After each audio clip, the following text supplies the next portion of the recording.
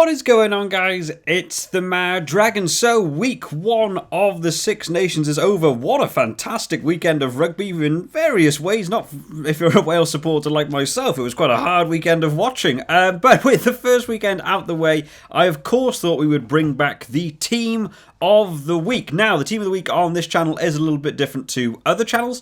I don't really enjoy just doing the same as everyone else and just wait for the official stats to come out and pick whoever got the most meters or the most tackles. Not a great deal of fun, so I try and mix it up so we have a bit of a different range on YouTube. So I'll chuck on the screen quickly for you guys the Team of the Week rules that I use to apply to make my Team of the Week, and this will make it a little bit different to everyone else's, makes it a little bit more fun. So while watching the games live, I note down players that particularly stand out to me. It's not that they're doing, everything particularly correctly, it's just something they're doing in the game that's really showing off something. So it's not just about wingers getting tries, it could be wingers being very good in defence, it can be all those sorts of things, and the actual Team of the Week that I create can only be from that list of players that I picked while watching the games live, not going back and reviewing who did well after the fact. Rule number 2, I'm not allowed to move players to different positions, and I'm only going off the shirt number they were wearing. So that means I can't have 2 tight head props and just move one to loose head. If one winger's playing number 11 and none of them had very good games, but there was 4 players that played really well in the 14 shirt, I can't move someone that played on the right wing to the left wing. I have to pick one right winger, and I just have to pick the best of who was rest for the left wing.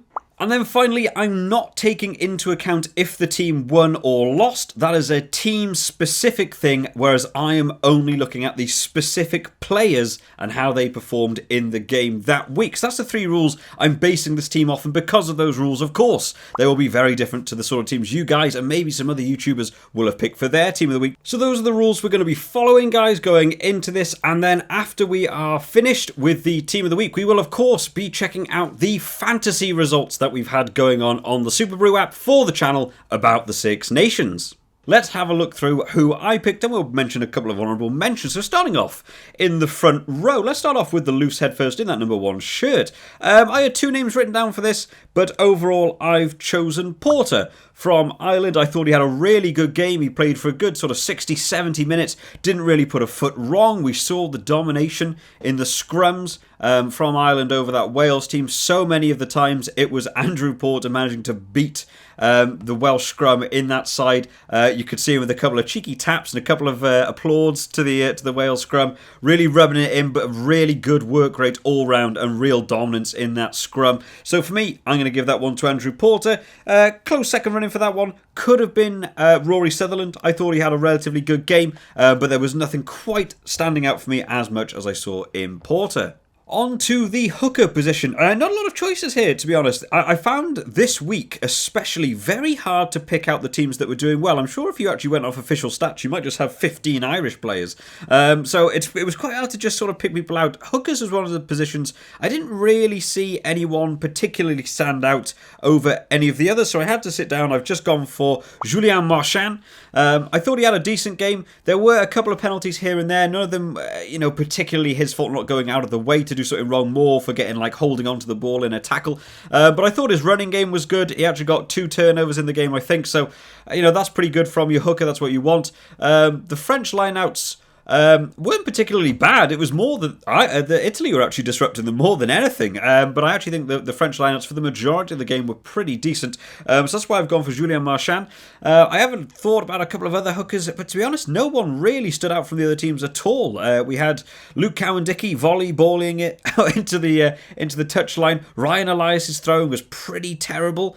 I guess maybe you could have gone for maybe Scotland or Ireland here. There'll be a couple of different choices, but for me, I'm going to stick with Julien Marchand. On to the tight head position, and certainly not a lot of choices here. I really went through a lot of the teams, and I was like, Kyle Sinclair I didn't really see a lot from. Xander Fagerson was giving away a few penalties. Wales just weren't really anywhere in terms of their front row. I mean, there won't be a lot of Wales names in here, unfortunately. Italy didn't really do a lot.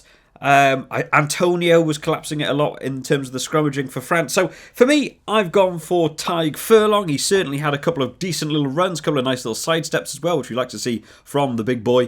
He also had a couple of good little runs of just breaking through tackles. The Ireland front row held up majority of the game anyway, so I'm going to go for Tadhg Furlong. On to the lock department then. In the number 4 shirt, I had 2 names written down here. I'm going to lean for the one that I actually went for. First of all, I went for Tig Byrne, who I thought had a really, really good game. Yet again, it's so hard for him to have a bad game. He plays so well every week in any range of this game. He is so, so good. Tig Byrne, I thought, had a really just generally good game. Good at running, good with the ball in hand. The tackle rate from him was really, really good. He got, I think, another 2 turnovers for him while watching the game. Really, really good. The only negative, I guess, people would say for him is that pass that he threw that Tame Basham picked up and went over for the try. I mean, that was such a harsh call. I thought it was an awful pass from Conor Murray, and he just tried to correct it as best he could, and it went a little bit wrong for him. So Tame Basham got the try. A bit of a dig on him there, but not overall too bad. I think Tig Byrne had a good game. The runner-up I had here was Rugby. From France. I thought, again, another good game. The only thing for me was just a few too many penalties, whereas you might say Tig Byrne made that one mistake. I think Cameron Vokey made, I don't know, 5 or 6 penalties went against him specifically. High work rate though, very, very good play from him. In the 5 shirt, something a little bit special here, which I don't get to do in these Team of the Weeks an awful lot. It's going to be Ruzza from Italy. I don't get to pick a lot of Italian players normally. Occasionally it's maybe a Garbisi or maybe someone in the fullback position for Italy. There's not really ever an Italian forward who I'm going forward. But Ruzza in that game, brilliant. Absolutely brilliant. I thought he had a superb game. He was doing really big damage in terms of the lineouts. In that first half, Italy were all over the lineouts. They were really disrupting the French lineout. Ruzza in the middle of a lot of it, just messing them up a lot. I don't know why they stopped that in the second half. They just sort of gave up competing. But I thought he had a really, really good first half of being able to disrupt the French lineouts. And then, not only that, also led the charge. Managed to get that turnover from the Jaminet. It went backwards. It wasn't a knock-on. But he picked up the ball, ran through the gap, made huge meters, made at least a good 20-meter run before getting tackled. And eventually it led to the Italian try. So really, really good from him. So in my number 5 shirt, I'm giving to Ruzza. Into the back row, in the number 6 shirt, first flanker position, I've gone for Gelange here. Now, it was going to be Ludlam. I thought he had a really good game for England, actually. I thought he was probably one of the few really standout players for me. But Gelange in that France-Italy game, I thought had really, really good work, of course. People will now be looking at the interception try that he managed to pick up. Very, very nice from him. But just overall, again, breakdown area was so, so good for him. Over the ball first and foremost. Able just to run around the pitch with absolute ease. Dominant tackles coming from him all game. And I just think he had a bit more of an impact on that France-Italy game than we saw in the England-Scotland game. Into the other flanker position, in the 7 shirt. Again, a difficult position. I thought there was a lot of people contending here. Tom Curry didn't particularly put a foot wrong. Hamish Watson did okay. Maybe people would say Tame Basham, getting his try, nothing wrong there. But I think overall not really doing it for me. So for me personally, I've gone for Van der Fleer from Ireland. Again, that just dominance in the forward pack from Ireland was quite obvious. But Van der Fleer, again, the breakaways from picking up from the rucks, picking up from the mauls. We saw a couple of nice, clean line breaks from him, just smashing through the line. He's such a good ball carrier. The pick and go, supporting players in the pick and go is another big one. I don't think people notice it enough when players actually are going to stand behind the player with the pick and go, shoving Tyke Furlong's face into the ground just to get him that extra metre or so. Really, really good work. So for me, in that 7 shirt, Van der Fleer. In the number 8 shirt, again, this was probably the busiest position. I had a good couple of names written down here. Jack Conan had a good game. Sam Simmons certainly making big metres for England. Greggy Aldrit, I can imagine a couple of people picking here. There were a couple of penalties against him, but I think overall work ethic was really, really nice from Greggy Aldrit. But for me personally, here I've gone for Matt Fagerson. I thought he had a decent game just in terms of the scrummaging he was managing to hold up. He managed to direct his forwards enough when he needed to. But the thing that really took this one for me was a couple of really pivotal turnovers, both of which coming from Matt Fagerson. England on the charge. Scotland were on the defensive for an awful lot of that game. And a couple of real pivotal moments were turnovers where Matt Fagerson was completely involved. Also had a really nice running game. We do know he likes running from deep from the back when a kick comes to him. Having good hands, didn't really drop the ball an awful lot in that game. Fantastic running lines, going into contact, really, really good. So for me, I've gone for Matt Fagerson. Into the backs, onto the scrum half. I've got one name written down here. I'm sure, like almost every week we ever do one of these Team of the Weeks, everyone will just pick DuPont. But for me, I picked Ben Youngs. I thought Ben Youngs had a really good game, actually, against that Scotland team. There was a couple of really nice breaks from him, little show and go. He's so good at it. We saw it last year in the England-Wales game. He definitely finds the room when he just gives that little pass. He's so good at selling, and that pass has come and had a couple of really nice breaks. I thought the speed from the breakdown was pretty good from him as well. He was getting the ball out relatively quickly. There was a very sort of discrepant turn for them that they were going for an awful lot of kicks, but the box kicking I thought was pretty good from him, but also choosing who's going to take the kick. There was a couple of Slade kicks, there was a couple of Marcus Smith kicks. Being able to choose which way to go was a very important decision. I also thought that Gibson Park was very, very good at speed from the breakdown, but I lean that more towards that the Irish forwards were doing much better in the clear out than it was Gibson Park actually getting the ball out, whereas I think Ben Youngs was ripping that ball out of most rucks because Scotland were doing pretty well at the breakdown. So for me, I'm going to go for Ben Youngs at scrum half. Into the fly half shirt now. Now, this was an interesting one because I had two names written down and I wasn't even sure up until about 2 minutes ago before I started this video who I was going to pick here. For the longest time I had Sexton. I thought Sexton ran that Irish team so well. A couple of try assists, a couple of fantastic passes, really taking it to the line, aggravating Josh Adams enough to get shouldered in the face. The kicking percentage, not necessarily the best. Was the only downside I had for him. He's 50% kicking rate for Sexton. Could have done a little bit better there. But overall, in terms of running the game, I thought it was very, very good. So it was going to be Sexton. And then, of course, we had that England-Scotland game. And for me, Marcus Smith has to take this shirt. Thought he did really, really well. Still a young lad. He's still on his single caps for England, which sounds ridiculous. But he scored, I believe, every point for England, if I got that correct now off the top of my head. I think he scored every single one of England's points. Really, really good kicking ratio. Only missed one. I think didn't really put a foot wrong. The only thing I could say as a negative against him was the kick to touch, where he tried to go that extra bit deep and didn't quite manage it and kept it in field by accident. But overall, running of the game really nice, organising his backs, pointing which way the forwards need to go, which way the scrum half's going to go. I think he ran the game really well and overall pretty much led towards England getting close to having that win. On to the left wing then. Three names written down here, all for very, very different reasons. First one in here is going to be Mac Hansen. What a debut from that boy. I didn't really know the name a lot before coming into this game. I haven't been able to keep too much up to date with the club level. I try my best, so I don't really know who he was. But the speed, outrunning Zammit. I saw the one breakaway where Zammit was off his wing. Probably the only one of the whole game, to be honest. Really, really good speed, managing to make good room. Got a really nice step on him. I mean, he'll be very, very happy with that debut, and I can imagine a couple of people actually picking him this week for their Team of the Week in that 11 shirt. Thought he did really, really well. Another runner-up here, probably the only one I'm going to mention here from the Wales team, Zammit. Not because of any attacking threat, which is what we normally talk about when we talk about Zammit. The reason I've got Zammit written down here was just purely for his defence. I don't think I saw a winger work harder in defence this week. I can't believe how often Wales just left him for dead on his wing, and he had to try and stop 2 or 3 men single-handedly on his own, and every single time, I don't think he missed a tackle all game, and he made an awful lot of tackles. Really good work from him overall. Again, that's a purely defensive thing, which to me doesn't lean it to actually being in the Team of the Week, but I thought an honourable mention to him. But my 11 of choice is going to, of course, go to Villiers, which was really annoying for me because I just dropped Villiers just before we had to do it for the Fantasy League, and I picked Damien Penaud instead, who still did well, to be fair. But Villiers, what a game he had, really getting to explode. I did think Italy would keep him slightly more under wraps, especially with the Italian winger having his debut. I thought he might try and stay on Villiers a bit much, just try and help him out, but they just left him so much room. There was one try that he got that he absolutely had no right in scoring. He just ran through like 4 players, managing to get a hat-trick in the game. Thought that was brilliant, and just overall work rate from that left wing. Also in defence as well, he was doing pretty sound. So for me, in that 11 shirt, has to go to Villiers.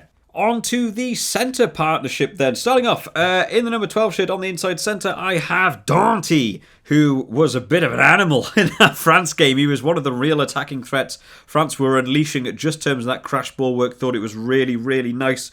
12s across the board for me. Weren't anything particularly special this week. Sam Johnson not really doing a great deal for me. Bundyaki was just doing what Bundyaki does in terms of running forwards. I know he did okay. He got over the try line. Which a couple of people will of course attribute to doing well, but I thought most people probably could have got that one, so not too much there from me. Nick Tompkins, not really, not the 12 for me. He needs to play 13 really, so nothing going on there. Henry Slade, again, not seeing that too much from him there. He had an alright game, but nothing sort of standout. So for me, it has to be Dante, but I actually think Dante deserved it. Thought he had a really good game again, smashing through tackles, breaking through the lines, really setting up, almost getting himself a try. Such a shame we didn't see him get over that try line. I really thought he managed to hit the whitewash as he managed to get there, but unfortunately not. So for me, that 12 shirt going to Dante. On to the 13 shirt here, and I've gone for Josh Adams. No, I haven't. Of course I haven't. Can you imagine? Imagine if I picked Josh Adams there. No, the one name I had written down here was Gary Ringrose, who I thought had a phenomenal game. Again, in the Fantasy League, I dropped Gary just before I decided to swap him for Dante, so maybe not a terrible choice. Unfortunately, Fiku not doing a lot for me in terms of the fantasy, but Gary Ringrose absolutely the standout man for me in that 13 shirt all weekend. I don't think anyone came close. Superb running lines, a fantastic try, which again, no right to score from 50 metres out, just showing the pace, getting around players. Really nice to see him back in this Ireland team, and for me was the absolute standout name in that 13 shirt. On to the right wing. Two names written down here. There could have been more. People might have gone for Damien Pinot here, potentially. The two names I had written down here, I'll start off with the honourable mention. Honourable mention is going to go to Andrew Conway. Thought he had a good game. Thought he had a couple of really nice finishes. Got over there for, I think it was 2 tries he had eventually. Again, good running play, good general play. The only thing that for me against Andrew Conway was that I didn't see him do quite as much other than scoring those 2 tries, one of which I believe anyone could have scored. That wasn't specifically for Conway. One of them was very good work from getting in the corner, managing to get round a couple of players. That was actually a really nice try, and that was a huge positive for me, why I wrote his name down. But overall, generally in the game, didn't see anything else from him other than getting over that whitewash. So for me, I've gone for Darcy Graham, who I thought had a really, really good game. The defence on that wing, again, England loved trying to spread that ball wide. They were trying to find the room in the back. I thought Darcy Graham was doing well in terms of covering in the back. I thought his running play was nice. We saw him get through a number of tackles in terms of the running play, and managing to make enough of a nuisance of himself towards Luke Cowan-Dickey, having to knock that ball into touch. Huge pressure, knew he had to make the call what to try and do to shut that down, because I think a try was coming there. I don't know how he was going to stop Darcy Graham in the air. He has a really good height on him. So for me, I've gone for Darcy Graham. And then finally in the fullback position, I struggled with the fullback. The fullback was actually quite difficult because I didn't really see anyone stand out as much. Everyone felt a little bit underwhelming for me in terms of the fullbacks. Liam Williams, you didn't really see a lot of the game. Hugo Keenan actually had a slightly underwhelming game for me. He'd probably be one of the few Irish players that, if you looked at the stats, I don't think would be the top one. Hogg had a couple of good angles to him. I don't think his counter running was very good. Had a couple of really nice kicks, managing to find the grass a couple of times, but I did feel like he was struggling a little bit just to find a sort of direction of what he wanted to do with the ball. It was probably Freddie Stewart's worst game, but that's not a huge criticism of him. It's because he set the bar so high previously. That game didn't go quite according to plan. A couple of drop balls in the air, which isn't usual for him. Not managing to get through tackles. Unfortunately, it's one of those things now. A player comes in, plays exceptionally. However, he's then completely marked in the next tournament. So Freddie Stewart might find it difficult to find the room in this tournament. So unfortunately, not for me there.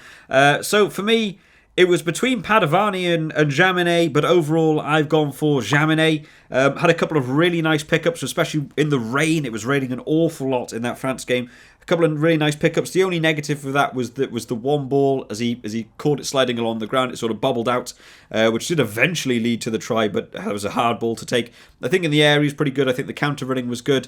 I think the kicking decision making from was also pretty good. Not just sort of kicking it for the sake of it. Was trying to find the room. Was managing to enforce players. Had a couple of nice runs as well. Just the wet weather seems to slow down quite a lot of the fullbacks. But for me, overall, all things considered, I have gone for Jaminet. So there we have it, guys. That is going to be my team of the week based on my special rules that I do. So, of course, everyone will have a different team. So, as I've always said when we do these team of the weeks, make sure you drop down in the comment section who your 1 to 15 are, or maybe why some people impressed you. Make sure it's all positive and happy. We want to be enjoying it. Some people last year got really annoyed that I didn't pick more players from their team and what have you. So, make sure to just drop down who you guys thought rather than it being a criticism. Again, I've played quite specific rules to this. I'm sure if you break down the stats, probably some wingers made more meters than other wingers. That's fine. It's not about that. I don't want everyone's team to just be the same from what they go off of, like the Super Brew results, or if they go off of the rugby.com sort of stats page. It's about who you actually enjoyed watching and who stood out to you.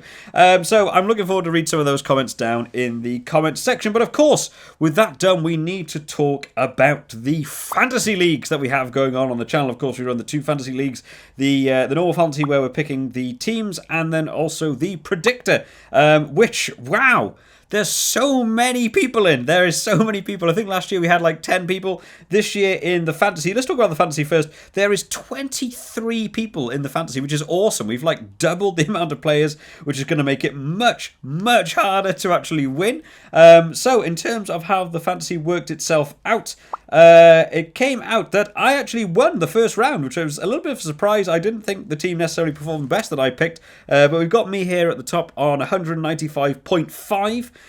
Followed extremely closely. It's quite tight between first and like 10th. Reg from PFJ is on 190.5, so only 5 points behind. That is one try. If someone scores one try, that is completely made up. All to play for there. And Mattarello there in third place on 189. Lepore 187. Bowie on 186. Teucher on 181. So, you know, there's really only like 15 points between first and about 6th. Everyone's scoring incredibly high. A couple of honourable mentions in here. Well done to, I think it was Teucher, who picked Villiers as his captain. What a great manoeuvre there. I was so tempted to pick Villiers or Penaud. I went for Penaud as my captain. You went for Villiers as captain. Believe you, the only one in the entire round to pick Villiers. Let alone make him the captain. 57 points for Villiers as a captain. Awesome, awesome score.